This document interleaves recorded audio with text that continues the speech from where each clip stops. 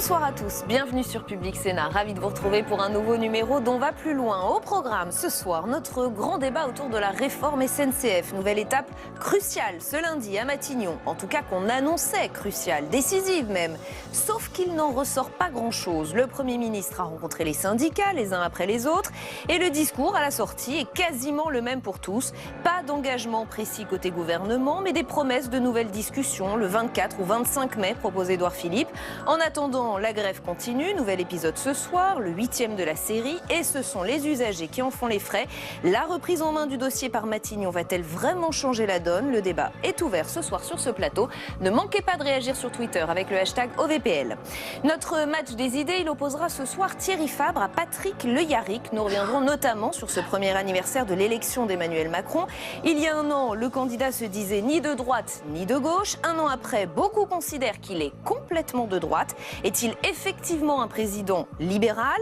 L'électorat de centre-gauche qui a participé à son élection a-t-il raison de se sentir trahi? Nous en débattrons avec nos éditorialistes. Mais d'abord, cette nouvelle journée de discussion sur la réforme ferroviaire. Cette fois, c'est Édouard Philippe qui était à la manœuvre, recevant les syndicats dès 8h ce matin. Le Premier ministre salue, je cite, un dialogue franc, direct, de bonne qualité. Les syndicats, eux, saluent l'ouverture d'une deuxième phase de discussion. Mais pas question de stopper le mouvement de grève. Vous l'avez compris, on a du mal à savoir si cette journée a fait avancer les choses. On va poser la question à nos invités dans un instant, juste après ce sujet de Flora Sauvage. Frustrés mais déterminés. Après leur entrevue avec Édouard Philippe, les syndicats restent sur leur faim. Pour la première fois depuis le début du conflit à la SNCF, le Premier ministre recevait les syndicats. Le Premier ministre n'a pas dit autre chose que ce qu'il avait dit avant qu'on rentre. Il a évoqué 3 points, la question de la dette, mais sans donner de détails précis. Il a évoqué la question de la restructuration de l'entreprise, là aussi, mais en renvoyant ça à l'entreprise, et la question de la convention collective. Je remarque d'ailleurs que, comme nous lui avons dit, mais qu'est-ce qui pose problème dans le statut des cheminots et que vous ne voudriez pas mettre dans la convention collective, il est incapable de le dire. De son côté, la CFDT juge le Premier ministre prêt à ouvrir des discussions et proposera une quarantaine d'amendements en vue de l'examen du texte au Sénat le 29 mai. Mais elle reste ferme sur ses positions. Il n'est pas question de lever la mobilisation, on continue, on l'avait dit, hein, on est dans le cadre du débat parlementaire, il y a le Sénat à partir de la fin mai. Face à la déception des organisations syndicales, le Premier ministre a annoncé de nouvelles discussions le 24 ou le 25 mai. J'ai entendu des organisations syndicales indiquer que pour elles, rien ne changeait et que la grève continue. Je ne veux pas préjuger des conditions et des résultats de cette discussion. Mais le Premier ministre a d'ores et déjà prévenu, quelles que soient les discussions, le texte ne changera pas fondamentalement. Et avec nous, pour aller plus loin ce soir, Benjamin Corria, professeur d'économie à l'Université Paris 13 et membre des économistes atterrés, Sébastien Ley, chercheur associé en économie à l'Institut Thomas More, Emmanuel Rivière, directeur général de l'Institut de sondage Kantar Public, et Marc Fressos, journaliste spécialiste des transports au site Contexte. Merci beaucoup à tous les 4 d'être ici ce soir. Avant de vous interroger, je voudrais quand même vous rappeler ce qu'a déclaré Édouard Philippe vendredi dernier sur France Bleu Berry lors de sa visite dans le Cher et ce qu'il a répété aujourd'hui. Nous ne reviendrons pas sur l'ouverture à la concurrence, nous ne reviendrons pas sur la réorganisation de l'entreprise et sur la fin du recrutement au statut. Voici maintenant les quelques points sur lesquels il a semblé faire des annonces aujourd'hui. Faire voter la reprise de la dette par le Parlement, une règle d'or pour interdire un endettement excessif de l'entreprise, aller plus loin sur l'investissement dans le réseau et enfin le texte ne changera pas fondamentalement mais peut-être encore finalisé. Est-ce qu'à l'issue de cette journée, Marc Fressos, on peut se dire ça a avancé, c'est une journée qui n'a pas servi à rien? J'ai l'impression, parce que j'étais à Matignon là, au début, et au-delà des déclarations de chacun, j'ai parlé avec... Il y a quelque chose qui m'a frappé, c'est l'analyse de Laurent Brun. En fait, il est le secrétaire général de la CGT. En fait, il était tout content de retrouver un cadre de négociation classique. Qu'est-ce qu'il appelle classique? C'est-à-dire que jusqu'à présent, ils ont eu face à eux une ministre perroquet, Elisabeth Borne, qui parlait de la concertation, et c'était des échanges qui se faisaient autour de rien, et là, ça a déstabilisé complètement les syndicats, parce qu'ils ne savaient pas dans quelle mesure le gouvernement retenait leurs revendications. Ils pouvaient le comprendre à travers des déclarations du Premier ministre, des déclarations de la ministre à l'Assemblée, etc. Mais ils avaient l'option de ne pas parler à l'acteur direct. En fait, non, il n'y a pas de document. Et là, ce que Brun dit, c'est super, on va pouvoir négocier. Enfin, il dit, il y a une phase de négociation qui commence maintenant, parce qu'on va négocier autour d'un texte. En fait, ils vont négocier autour notamment d'amendements que le gouvernement s'est engagé à déposer sur des aspects sociaux, du transfert et de l'organisation. Et donc ça, pour eux, c'est un bol d'air, quoi.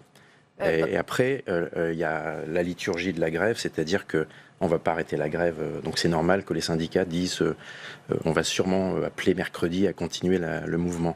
Parce qu'il faut une phase de décompression et que c'est à peu près je crois que c'est le vote au Sénat, la discussion au Sénat, c'est le 29 mai. Bien sûr, voilà. on va y venir. Et l'histoire de la dette, on pourra revenir après, mais ça dépend de Bruxelles aussi. En fait, c'est les marges de manœuvre de la France. Benjamin Corrière, on a un Édouard Philippe qui nous parle à la fois de fermeté et en même temps d'ouverture. Est-ce qu'on a le sentiment que ça a vraiment avancé? Est-ce que vous avez le sentiment que ça a avancé aujourd'hui? Écoutez, sur la forme, moi j'entends ce qui a été dit et je crois que ça correspond à quelque chose. De toute façon, pour les syndicats, le simple fait d'être reçu par le Premier ministre et de changer d'interlocuteur, ils considèrent ça, on ne va pas dire comme une victoire, mais comme un point très positif. Bon, voilà. Alors donc ça, je pense que oui, dans ce sens, oui, il y a une deuxième phase, incontestablement. Alors après, sur le fond, moi, j'étais pas dans les petits papiers des négociateurs, je ne sais pas ce qui s'est dit autour de la table, mais de ce qui ressort, sur le fond, on n'a pas avancé. Parce que la vraie question, enfin, à mon avis, il y a deux vraies questions. La première vraie question, c'est la reprise de la dette. Donc, dans quelles conditions, comment, à quelle hauteur, etc. Et là, c'est toujours ouvert, on est d'accord. Oui, mais il n'y a rien qui est dit. Sinon que on commencera à partir de 2020 et qu'on veut arriver à l'équilibre en 2022. Mais je veux dire, c'est ça. Donc, je veux dire, on ne sait rien, quoi. Bon, donc, et ça, évidemment, les syndicats vont y être extrêmement sensibles. Et la deuxième chose, c'est le statut. Alors, si on sort de la mimique, le statut des femmes, etc. Bon, la vraie question, c'est la convention. C'est-à-dire au-delà du statut, ce que va être la convention, qu'est-ce qu'elle va reprendre du statut et qu'est-ce qu'elle va abandonner du statut. Parce que contrairement à ce que les Français croient, le statut il n'a cessé d'évoluer au cours du temps. Donc maintenant il va s'appeler convention. Ce qui compte, c'est ce qu'il y a dedans. Voilà. Et là-dessus, on ne sait pas encore. Donc moi je dirais que cette deuxième phase, elle prendra consistance.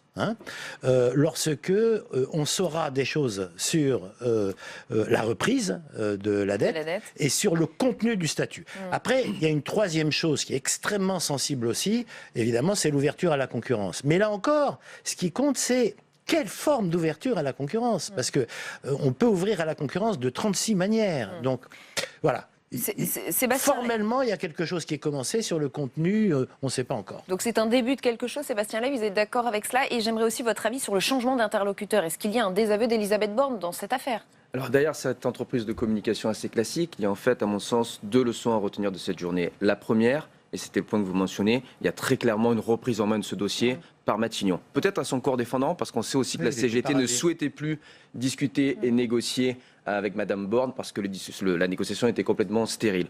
On remarquera qu'il y a un véritable problème de négociation sociale pour tous les managers d'entreprises publiques et les ministres et les supervisants. On pourrait parler d'Air France, ce qui s'est passé avec M. Janayac. Profil similaire avec Guillaume Pépi, Hénard, Grand Corps, et avec Madame Borne, qui a passé sa vie au ministère de l'Équipement et à la RATP. Même chose, elle s'est avérée incapable de mener une négociation sociale solide. Donc il y a une reprise en main par Matignon. Le deuxième point important, c'est que j'ai l'impression qu'à partir d'aujourd'hui, le contenu de la réforme, finalement, il est plus ou moins acté, modulo quelques points.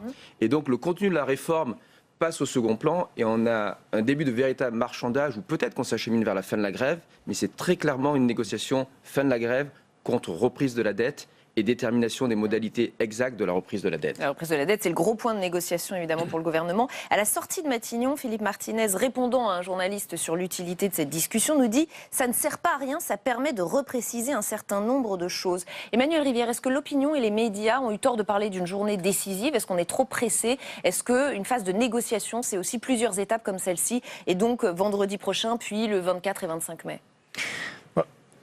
Que l'opinion considère cette journée comme décisive, j'en doute. Les médias. Au-delà de ça, la période est assez décisive parce que finalement c'est un petit peu la méthode Macron là qui est à l'épreuve du feu. Il y a eu un premier round d'observation plutôt en septembre autour de la réforme de la loi travail, mais là on est quand même sur une situation qui est plus structurante et plus structurée et probablement un choix qui va s'opérer sur la manière dont Emmanuel Macron et Édouard Philippe vont gérer la manière de mener ou pas des négociations sociales.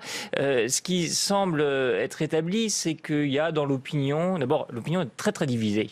On peut s'amuser à compter majorité, pas majorité. La réalité c'est que c'est plutôt une France assez coupée en deux. Alors c'est relativement rare. En habitude, les Français sont plutôt en soutien des mouvements de revendication, ce qui s'expliquait d'ailleurs par le fait qu'il y avait un discrédit majoritaire de ceux qui conduisaient les politiques publiques, donc souvent un soutien à ceux qui les opposaient. Ouais. Mais là, cette tension est en train de s'accentuer. Ce qui se joue aussi, c'est que en fait, on est en train là de voir se réactiver un des éléments qui reste fort du clivage gauche-droite. C'est le rapport aux mouvements sociaux, le rapport aux syndicats, le rapport à la grève. Et on voit très clairement dans les enquêtes que les sympathisants de droite soutiennent de plus en plus, que les sympathisants de gauche se détachent. Et là, le gouvernement est à la croisée des chemins. Est-ce qu'il choisit de donner satisfaction à ceux qui attendent de lui fermeté, détermination? Et de fait, dans les enquêtes, on pronostique de plus en plus qu'il va tenir bon. Mais ce faisant, eh bien, de plus en plus, il donne le sentiment de se déporter vers sa droite, ou bien est-ce qu'il va trouver le moyen de montrer finalement une méthode qui serait plus efficace? Aujourd'hui, les Français considère quand même que quand la grève dure, c'est que probablement de part et d'autre, on n'est pas excellent. Alors, quelle marge de manœuvre pour les syndicats? Combien de temps ont-ils pour faire entendre leurs propositions? Le patron de la SNCF, Guillaume Pépi, hier sur France Info, nous disait « Le projet de loi a été voté à l'Assemblée nationale par 80% des votants. Maintenant, on prépare le Sénat. Le Sénat, c'est dans 15 jours. Ça veut donc dire, dit-il, qu'il y a de la place pour des amendements. » Il a répété ce message cet après-midi après son rendez-vous à Matignon. Écoutez. Lorsque l'on parle des amendements pour le projet de loi qui va passer au Sénat, lorsqu'on parle de la négociation de la future convention collective, lorsqu'on parle de la négociation de l'accord d'entreprise, lorsqu'on parle du plan de formation de la SNCF, lorsqu'on parle du futur désendettement, lorsqu'on parle de l'augmentation des crédits d'investissement sur le réseau, il y a vraiment du grain à moudre et des sujets à débattre dans les toutes prochaines semaines. Marc Fressos, est-ce qu'il y a vraiment du grain à moudre, comme le dit Guillaume Pépi? Quelle est la marge de manœuvre de ces syndicats dans cette quinzaine qui semble décisive? C'est effectivement de forcer. Enfin, déjà, il faut quand même voir que le texte tel qu'il a été voté à l'Assemblée constitue un peu un trophée pour les syndicats sur la partie justement de branche. C'est-à-dire qu'ils ont perdu, certes, sur la question de la transformation de la SNCF en la perte de l'EPIC, on va vers une ESA. La fin du recrutement au statut, ça, ils ont perdu. Mais sur le fait qu'on garantisse un certain nombre de droits pour les gens qui exercent un métier ferroviaire, c'est-à-dire les conducteurs. Je pense que les conducteurs vont sortir globalement gagnants de la réforme parce que du fait qu'il y aura une concurrence, la SNCF sera obligée de payer ses conducteurs à un prix élevé, à un salaire élevé pour pas qu'ils aillent à la concurrence et vice-versa. Donc du coup, ces métiers-là, ils vont se détacher des autres. Et en revanche, les autres métiers qui sont les métiers de bureau, parce qu'il y a des cheminots au statut qui font du métier comme vous et moi qui sont dans un bureau, eux, ils risquent de... Dans l'administration? Oui, dans l'administration, oui, ils risquent d'y perdre, sans doute. Mais ce que les syndicats défendent, c'est l'ADN des cheminots, des ferroviaires, donc les roulants, les contrôleurs, peut-être aussi les métiers les gens qui travaillent sur les voies. Là, donc, il y aura sans doute des garanties au niveau de la branche, c'est-à-dire que Effectivement, on ne parlera plus de statut, mais on parlera des acquis de la branche qui sont garantis dans la branche. Donc c'est ces points-là que les syndicats veulent voir précisés encore plus que dans le texte tel qu'il a été voté à l'Assemblée. Et notamment sur la question du transfert du personnel, parce que si on se met on se projette dans 5-10 ans, la région PACA décide de ne plus confier ses trains à la SNCF et les confie à un autre. Le personnel cheminot qui conduisait les trains, il va devoir être repris, accepter d'être repris, ou alors s'il n'accepte pas, qu'est-ce qui se passe? Et donc c'est ces points-là qu'il faut négocier. Alors il y a des idées qui commencent à émerger. Le député de la France Insoumise, Alexis Corbière, qui était l'invité d'LCI ce matin, alors lui il propose un référendum auprès des cheminots, un peu sur le modèle d'Air France. Regardez son tweet: l'organisation d'un référendum à la SNCF pourrait être une issue au conflit. Pourquoi ne pas donner la parole aux cheminots? Est-ce que c'est une piste intéressante, Benjamin Corbière, une piste crédible? Non, moi je n'adhère pas à ça. Je trouve qu'on ne joue pas ces choses-là à pile ou face. Je veux dire, le résultat d'Air France a été très surprenant. Personnellement, je m'en réjouis, je ne le cache pas, mais je ne l'attendais pas. Bon, je crois qu'on a affaire à quelque chose qui est un service public, donc il y a une série d'enjeux extrêmement importants sur les territoires, sur l'écologie, sur les effets de serre, etc. Bien, il faut traiter ça au fond. Alors, pour répondre à votre question antérieure, et voilà pourquoi je pense que ça ne se joue pas à la roulette. Bon, je crois qu'il y a du grain à moudre, oui, je pense qu'il y a du grain à moudre. Ils ont encore une marge de manœuvre, ces syndicats. Oui, mais malgré la détermination, la fermeté affichée. Je suis assez d'accord avec ce qui a été dit par le spécialiste Emmanuel Rivière. Voilà, Emmanuel Rivière. Cette réforme, elle a été commencée de manière extrêmement idéologique. C'est-à-dire qu'elle a été commencée sans projet d'entreprise, uniquement sur le thème il faut changer, transformer en SA. Bon, et il faut supprimer le statut. Il n'y avait rien, il n'y avait aucun contenu. Bon, donc la question qui est posée maintenant, c'est effectivement, vont-ils, du côté du gouvernement, jouer les durs, montrer qu'ils sont capables de réussir là où tout le monde a échoué, ou est-ce qu'ils vont penser une sortie à la fois honorable pour le mouvement social et consistante du point de vue du projet du service public? Voilà, donc moi je pense qu'il y a du grain à moudre. Oui, il y a du grain à moudre. Voudront-ils le moudre? C'est la question qui est ouverte. Tout le monde veut réagir. Je pense sur la question de la France insoumise, je pense qu'il y a une question dessous, c'est le maintien de Pépi ou pas. En fait, s'ils font ça, c'est... Et effectivement, on peut se poser la question, est-ce que Pépi, il est crédible? Est-ce qu'il peut ouvrir des négociations pour la transformation de la SNCF, sachant qu'en 2014, il était là quand il y a eu la précédente loi de réforme ferroviaire qui devait être faite pour l'éternité. Il a vendu aux cheminots le fait que la transformation en 3 épiques, c'était extraordinaire. On avait trouvé la quadrature d'or.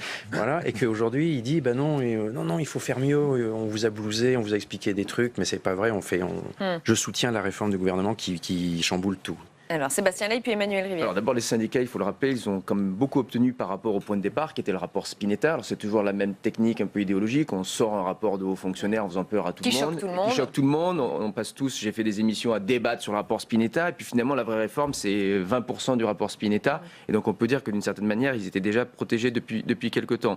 Je pense aussi qu'ils pourraient remporter de plus grandes victoires s'ils arrivaient à élargir le débat, si on pouvait enfin impliquer dans cette réforme les usagers, les citoyens, se poser la question de l'investissement public. On peut parler de la dette, je connais très bien les chiffres de la dette de la SNCF. Est-ce que c'est véritablement la dette SNCF ou de la dette infrastructure? Comment relancer les infrastructures dans notre pays? Il y a d'autres pays qui réfléchissent à des plans infrastructures, en association avec le privé ou pas, peu importe, ça dépend des modalités idéologiques des uns et des autres, mais au moins se poser la question de l'investissement ferroviaire dans notre pays, de nos infrastructures, de ce que les usagers et les citoyens attendent, et lier ces questions-là avec celles des syndicats et la vision du gouvernement. Pour l'instant, ça a été une opposition syndicat-gouvernement qui, en la matière, était complètement stérile.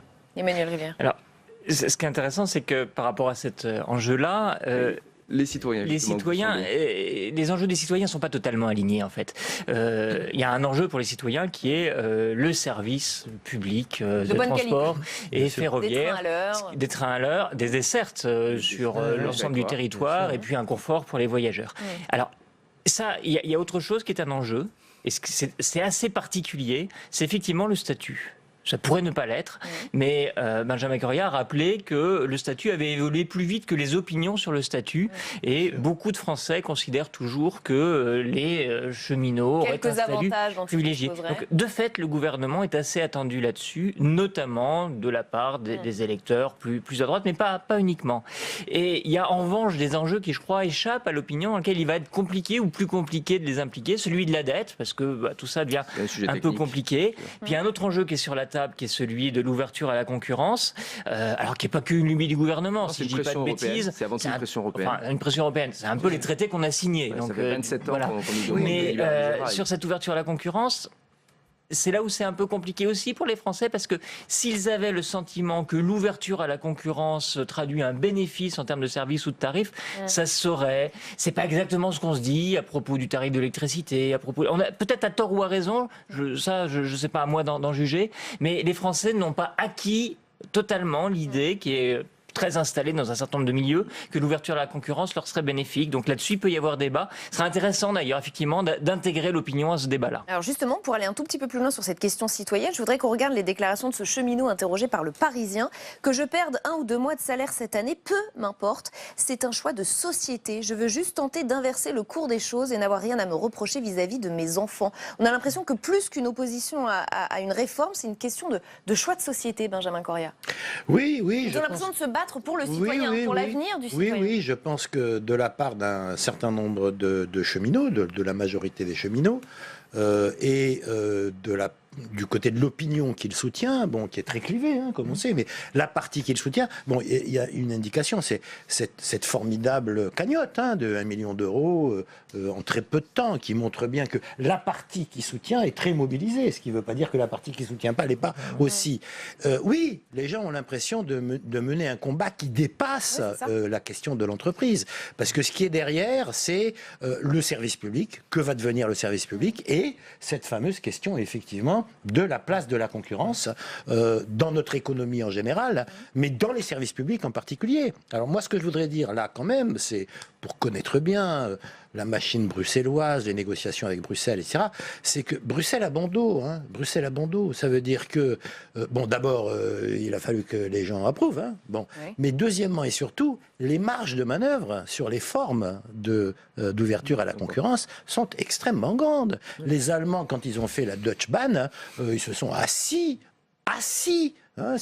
sur les directives européennes, et l'Europe s'est tue. Donc si on veut faire semblant de respecter l'ouverture à la concurrence et maintenir les grands principes de base du service public, continuité, ouverture, accessibilité, etc., on peut. Il n'y a aucun problème. Donc, pour répondre à votre question... Les Allemands, ils ont à la fois ouvert en s'asseyant un petit peu sur les... Vous êtes d'accord avec ça? Ils se sont assis sur les directives de Bruxelles? Bien sûr. Oui, parce qu'ils sont un peu sous l'œil de Bruxelles, parce qu'ils n'ont pas bien séparé le gestionnaire du réseau de l'équivalent. Alors la question est là, effectivement, pourquoi sauf que ça a marché, donc on leur dit, on les pense un petit peu, mais en fait, il y a déjà... le marché ferroviaire a cru, le rail transporte plus de monde qu'avant en matière de marchandises et aussi de personnes. Les landers ont donné une partie de leur ligne à d'autres. C'est tout à fait juste. Mais juste un point. Quand on parle de l'Allemagne, il faut bien voir que la grande réforme, elle a été faite en 1994. Après la réunification. Voilà. Et qu'ils ont récupéré un réseau dans un état totalement catastrophique. Et que l'amélioration était facile à obtenir. Il y avait une justification historique. Bien sûr. Voilà. Donc il y avait un espèce de rattrapage. Absolument pas comparable. Un plan d'investissement. Et ça a coûté très cher aux landers. Les landers dépensent beaucoup plus d'argent aujourd'hui que dans le passé. Donc voilà aussi, je ne sais pas jusqu'à quel point l'opinion publique sait tout ça, mais voilà aussi qui fait que sur les privatisations et sur les ouvertures à la concurrence, en France, on a quand même une expérience très... Surtout qu'en plus, en France, on est un pays où les services publics marchent bien. Il y a des tas de pays où ils ne marchent pas. Bon, alors c'est sûr que le service SNCF doit être amélioré. Il n'y a aucun doute là-dessus. Ça roule, mais ça coûte. Tous les usagers des transports vous le diront. Ça coûte. Bien sûr. Mais je crois que la satisfaction des usagers n'est quand même pas maximale en France. L'exemple allemand, c'est un très bon exemple, parce que si nous devions aller plus loin dans la libéralisation, du fait là aussi de la question de l'imbrication entre la dette réseau et la dette opérationnelle, nous serions probablement obligés, nous aussi, de nous asseoir un petit peu sur les directives européennes, et notamment celle de 91, pour avancer dans la libéralisation. Donc il n'y aura jamais de privatisation pure et dure de la SNCF. Je voudrais ajouter qu'en plus, si c'est le résultat des négociations qu'il y a une reprise de la dette progressive, de facto, vous ne pouvez pas avoir d'ouverture du capital dans les prochaines années parce que plus personne ne peut se mettre d'accord sur la valorisation de la SNCF puisque c'est l'État qui l'a fait en fonction de la reprise de la dette. Donc de toute manière, soyons honnêtes avec ce qui se passe ces jours-ci. Pour les 5-10 prochaines années, il n'y aura pas d'ouverture du capital ou de privatisation de la SNCF en France. C'est absolument impossible. Sur ces questions-là, il y a une particularité très, très singulière de la France. C'est que les Français ont un rapport patrimonial à certaines grandes entreprises comme ça. C'est le cas d'EDF, c'est le cas de la Poste, c'est le cas de la SNCF. C'est ça. Et ce n'est pas le cas d'Areva, par exemple. Par exemple, d'Areva qui a été littéralement démantelé. Si le changement de statut, la privatisation, la mise en concurrence allait peut-être les priver de quelque chose, d'identitaire, de référentiel. Donc il y a une petite résistance à ça, en tout cas une interrogation. Si on passe à autre chose, il faut vraiment clarifier de quoi il va s'agir. Et on va s'arrêter là. Merci à tous les quatre d'avoir participé à ce grand débat. Dans un instant, c'est le match des idées. Il va opposer Thierry Fabre à Patrick Le Yarrick. On va notamment revenir sur le premier anniversaire de l'élection d'Emmanuel Macron, car entre le candidat Macron et le président Macron, il y a quelques petites différences qui n'ont pas échappé aux électeurs. Plutôt élu avec des voix de centre-gauche, il séduit aujourd'hui très clairement un électorat de droite. Macron est-il un président de droite? On va tenter de répondre à cette question juste après ce sujet de Fabien Recker. C'était en avril 2016, alors ministre de l'économie de François Hollande, Emmanuel Macron créait En Marche. C'est un mouvement politique qui ne sera pas à droite, qui ne sera pas à gauche. Moi, je suis d'un gouvernement de gauche et je l'assume totalement, avec les valeurs auxquelles je crois et ce qui me caractérise. Mais je veux travailler avec des gens qui se sentent aujourd'hui à droite. 2 ans après, ce positionnement au centre a-t-il fait son temps ? Aux candidats et de droite et de gauche aurait succédé un président surtout à droite. Au point que 53% des sympathisants LR se disent aujourd'hui satisfaits de l'action du président selon un sondage. Des sympathisants séduits par une politique fiscale en faveur des entreprises et des plus aisés, ainsi que par les réformes du Code du travail et de la SNCF. Et je vais être très clair avec vous ce midi. Oui, allez au bout, parce que nous devons faire cette réforme. Elle est indispensable. Ce président qui séduit à droite a-t-il oublié ses électeurs de gauche ? La revalorisation des minima sociaux ou la suppression de la taxe d'habitation peinent à gommer l'image du président des riches. Autre chiffon rouge, la loi Asile et Immigration, jugée trop dure, y compris par l'aile gauche de La République En Marche. Une aile gauche qui attend désormais des gages pour la suite du quinquennat. Avec nous pour ce match des idées ce soir, Thierry Fabre, bonsoir, rédacteur en chef adjoint à Challenge, et Patrick Le Yarrick, député européen, directeur du journal L'Humanité et auteur de ce livre, et nos frères pourtant pour une Europe solidaire avec les réfugiés. Merci à vous aussi d'être ici. Au sujet de Fabien Recker, je voudrais juste ajouter cette une de Libération aujourd'hui. 1 an de Macron, la droite a enfin son président. Et je voudrais également qu'on regarde une des réponses à notre question Twitter du jour. Emmanuel Macron est-il un président de droite? Flore Sylvain nous dit un libéral de gauche comme Strauss-Kahn et Védrine. Quel est votre avis, Thierry Fabre? Alors, Emmanuel Macron, il s'est fait élire avec une promesse du en même temps libéral et en même temps social, en s'inspirant d'un modèle qu'il revendique, c'est le modèle nordique, où des pays se sont construits justement en libéralisant, mais en protégeant avec une sécurité sociale forte. Ça, c'était la promesse. Ça, c'était la promesse. Au bout d'un an, qu'est-ce qu'il a fait? Il a d'abord libéralisé, il l'a revendiqué, il fallait faire ça en premier. Donc c'est vrai qu'il y a un problème de timing, c'est-à-dire qu'il s'est dit pour débloquer l'économie, je baisse les impôts, je fais une réforme du Code du travail et ensuite je fais passer des lois qui sont censées protéger. Donc évidemment, on a d'abord vu le côté libéral. Et c'est normal. Ça veut dire qu'il faut s'attendre à du social sur la fin du quinquennat, par exemple ? Absolument. Ce qui sera vu comme quelque chose d'électoraliste. Même dès cette année. C'est-à-dire que les réformes plus sociales sont en train d'être mises en œuvre. Donc il y a un problème de timing qui fait que la perception, c'est un peu obligatoire qu'on juge que Macron est libéral, donc dit de droite. Donc on va voir ces prochains mois, normalement, des mesures sociales se mettre en œuvre. Exemple, la formation professionnelle et l'apprentissage. S'il réussit ces réformes, ce sont des réformes qui seront sociales puisqu'elles toucheront les personnes qui sont au chômage notamment. Mais alors, il y a un problème de timing. Et il y a un autre problème, c'est qu'il n'a pas respecté totalement sa promesse. Quand on voit les mesures sociales comme l'assurance chômage, qu'on les passe au peigne fin, pour l'instant, ça ne va pas très loin. Ce n'est pas du tout la flexi-sécurité nordique qu'il nous avait promis. Et là aussi, il promet des mesures supplémentaires pour les renforcer.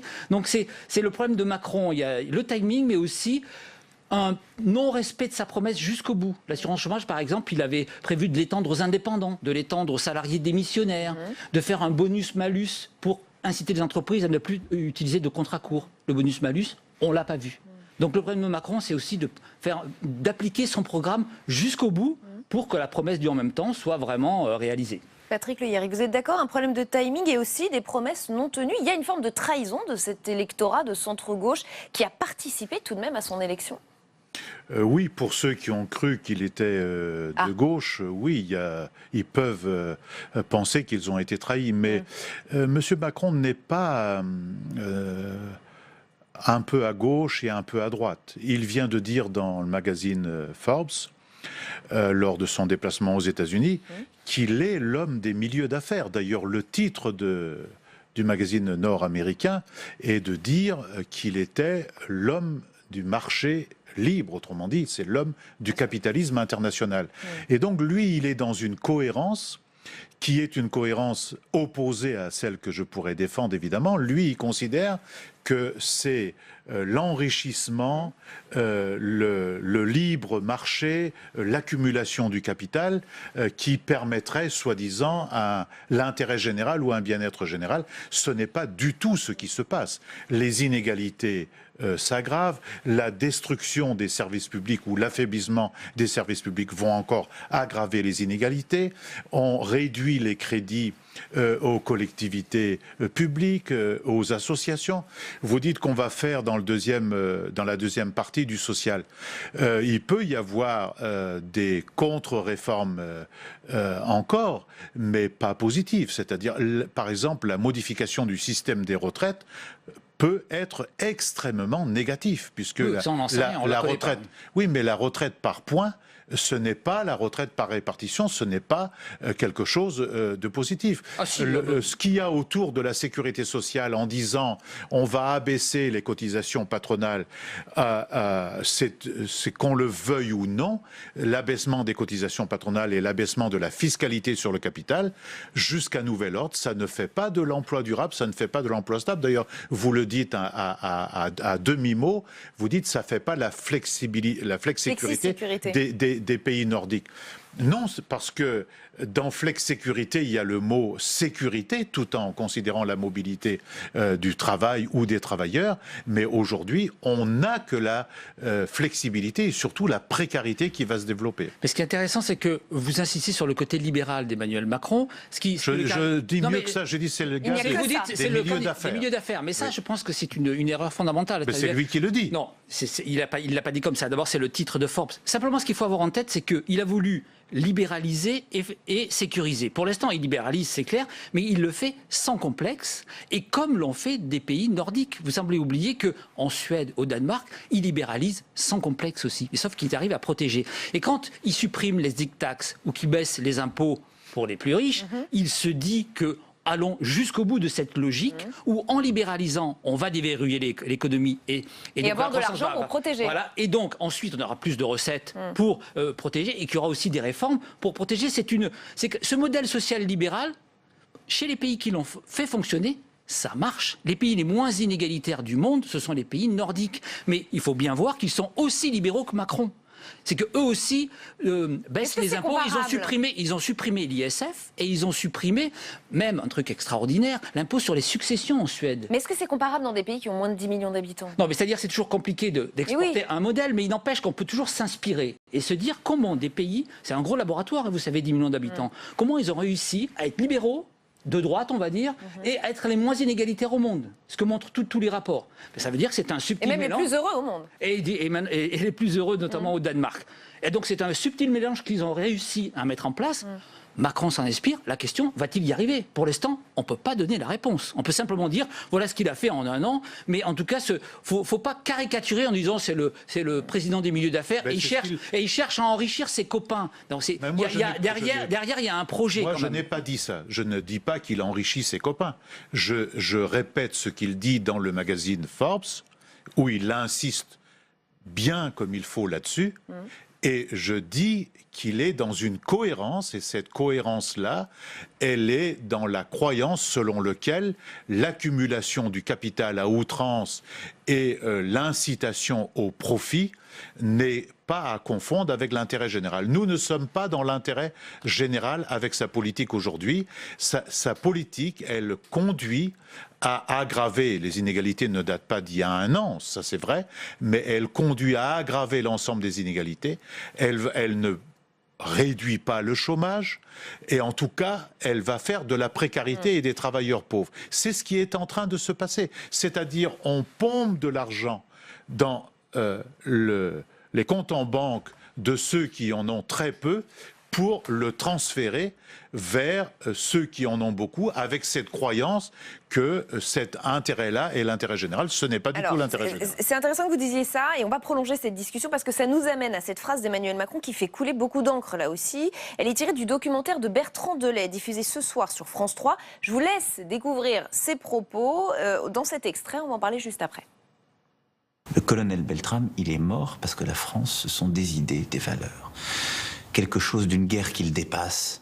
Et que les gens qui pensent que la France, c'est une espèce de syndic de copropriété où il faudrait défendre un modèle social qui ne sale plus, une république dont on ne connaît plus l'odeur et des principes qui fait bien d'évoquer parce qu'on s'est habitué à eux et qu'on invoque la tragédie dès qu'il faut réformer ceci ou cela et qui pensent que, en quelque sorte, le summum de la lutte, c'est les 50 € d'APL, ces gens-là ne savent pas ce que c'est que l'histoire de notre pays. L'histoire de notre pays, c'est une histoire d'absolu. Thierry Fabre, vous êtes choqué par ces propos? Non, je ne suis pas choqué. Je découvre... ça illustre le Macron tel qu'il est, c'est-à-dire quelqu'un qui est très cash pour exprimer sa pensée, mais il est tellement cash qu'ensuite, il y a des interprétations qui sont faites et qui sont... contre-productif pour lui, en tout cas souvent qui déforme sa pensée. Parce qu'évidemment tout le monde va dire, vous vous rendez compte, il compare Beltrame aux APL, et les APL 50 €, mais il ne sait pas ce que c'est 50 €. Il connaît les raccourcis médiatiques. Oui, alors, bien aussi que l'opinion. C'est-à-dire depuis le début, il joue aussi avec ça, c'est un disrupteur, il l'a fait de très nombreuses fois. Simplement, mais en faisant ça, il se livre à la possibilité qu'on caricature sa pensée. Parce que derrière tout ça, qu'est-ce que c'est? C'est peut-être ce qu'il souhaite. Je pense pas. Je pense que parce qu'il se tue quand même à essayer d'expliquer justement sa pensée dite complexe. Le problème dans tout ça, c'est qu'il vise qui? Il vise les conservateurs. Et effectivement, dans les réformes, il voit beaucoup de gens qui se dressent au nom de grands principes. Et effectivement... Mais c'est pour ça que je vous dis que c'est peut-être volontaire. Je ne pense pas que ce soit volontaire. Simplement, je pense que c'est maladroit. Et notamment, il n'aurait pas dû utiliser les APL, parce que vous savez, dans ces réformes Macron, les APL, c'est quand même la boulette. La baisse unilatérale des APL, c'est pas une réforme quand on se dit réformateur. C'est ce qu'on appelle du rabot budgétaire. C'est-à-dire on baisse de façon bête pour tout le monde. Et donc, même cette équipe l'admette, et même lui en off l'a admis, c'était une bêtise. Il a parlé d'une connerie. Voilà, c'est une connerie. Soyons clairs. Donc, simplement, ensuite, réformer les APL. On est ceux qui dépensons le plus en Europe pour les aides au logement, sans pour autant que le logement soit plus facile en France. Donc il y a un problème. On le réforme, mais on ne baisse pas de façon bête et méchante. C'est pour ça que je pense que son exemple est mal choisi. Encore une fois, il a dérapé, mais ce qui vise évidemment derrière, c'est les conservatismes. Et effectivement, quand on voit les réformes de Macron, on voit en face un certain nombre de conservatismes qui se dressent. Et il n'en est pas à sa première phrase choc, on en a retrouvé plusieurs. Ceux qui ne sont rien, la démocratie ce n'est pas la rue, je ne céderai rien ni aux fainéants, ni aux cyniques, ni aux extrêmes. La France n'est pas un pays réformable, les Françaises et les Français détestent les réformes. C'est aussi un habitué des propos qui choquent, c'est aussi ça le style Macron, Patrick Méry. Moi je crois que ce ne sont pas des propos provocateurs ou des propos qui sont faits pour choquer. C'est le fond de sa pensée. Parce que ce qu'il développe là, dans 2 phrases où il aborde beaucoup de questions, dont celle de la République, c'est le fond de sa pensée. Quand il a dit en Autriche que la France n'était pas réformable, que les gens n'aimaient pas les réformes, mais s'il y a des réformes, fallait leur expliquer. S'il y a des réformes positives, les gens vont être d'accord. Au contraire, ils vont accompagner, ils vont soutenir. Quand il prend cet exemple des APL, mais il ne se rend pas compte qu'il y a des gens dans ce pays qui terminent le mois. Ils sont très nombreux, ils sont 16 millions. Ils terminent le mois à 10 € près. Et lui, il croit que 5 € dans certaines familles, ça compte pas. Peut-être qu'il fréquente des gens où ça ne compte pas du tout. Il est déconnecté selon vous ? Je ne peux pas répondre convenablement à cette question, mais ces propos montrent qu'il ne baigne pas dans la société telle qu'elle se trouve. D'ailleurs, c'est un peu contradictoire avec ce que j'ai vu qu'il y avait un débat tout à l'heure ici à ce propos, avec ce que dit par exemple M. Borloo. M. Borloo, il a fait un rapport, il dit il y a au moins 10 millions de personnes qui sont hors champ, hors de la société. Et faire des propos comme cela, c'est extrêmement grave. Moi, je crois qu'un président de la République ne peut pas mépriser un jour des gens qui ne sont rien, d'autres qui n'ont pas le sens de l'histoire parce qu'ils se battent pour 5 €. Ils aimeraient bien avoir le sens de l'histoire et terminer un peu mieux les fins de mois. Allez, il nous reste quelques minutes pour aborder le dernier thème de ce match des idées, la crise chez Air France. La compagnie a été secouée, vous le savez, par la démission de son PDG, Jean-Marc Janaillac, désavoué par les salariés lors d'un référendum qu'il avait lui-même provoqué. Je rappelle que c'est un conflit qui n'a rien à voir avec les réformes de l'exécutif. D'ailleurs, l'État n'a pas l'intention d'intervenir. C'est bien la tonalité des propos de Bruno Le Maire hier sur BFM.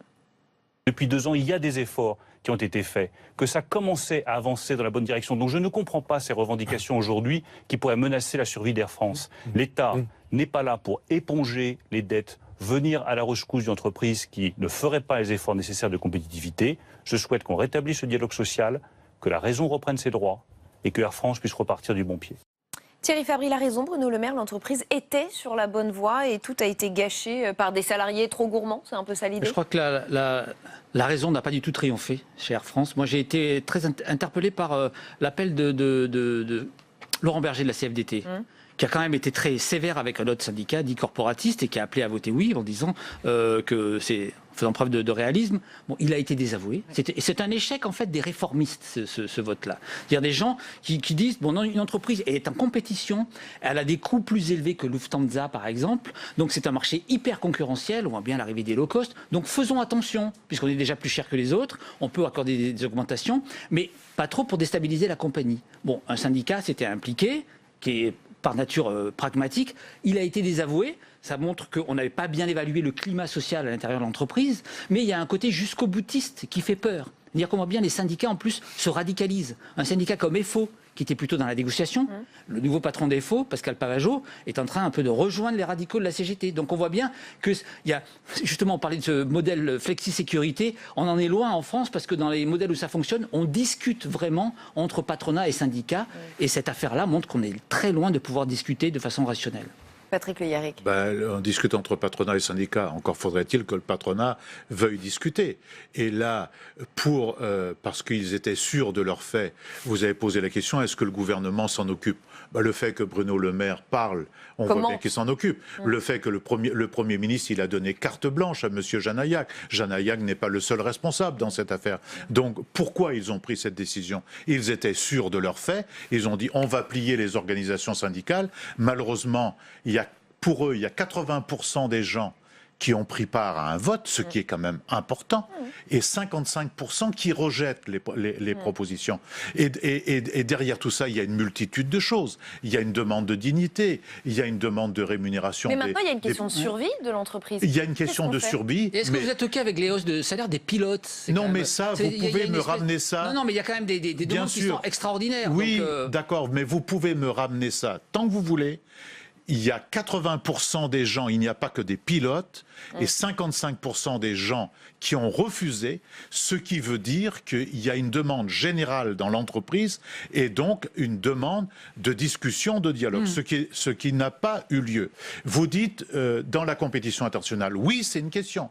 Mais si on en est là aujourd'hui, c'est parce qu'on déréglemente à tout va, et la déréglementation produit une concurrence qui tue notre pavillon national si on laisse faire. Aujourd'hui, il y a des choses incroyables qu'on laisse faire à l'échelle de l'Union européenne. On laisse aujourd'hui des pilotes être en auto-entrepreneur pour Norwegian Airlines qui sont basés à Singapour ou à Londres. Est-ce que ceci est tolérable ? Non. Donc il faut affronter la mondialisation capitaliste, mais autrement qu'on le fait aujourd'hui, pas toujours en accusant les salariés. C'est un sujet qui mérite un vrai débat sur lequel nous reviendrons évidemment sur Public Sénat. Merci à tous les deux d'avoir participé à ce match des idées. C'est la fin de cette émission. On se retrouve mercredi à la même heure sur Public Sénat. L'invité de Territoire d'Info mercredi, ce sera Sébastien Lecornu, secrétaire d'État auprès du ministre de la Transition écologique et solidaire. Bonne soirée, restez au cœur du débat.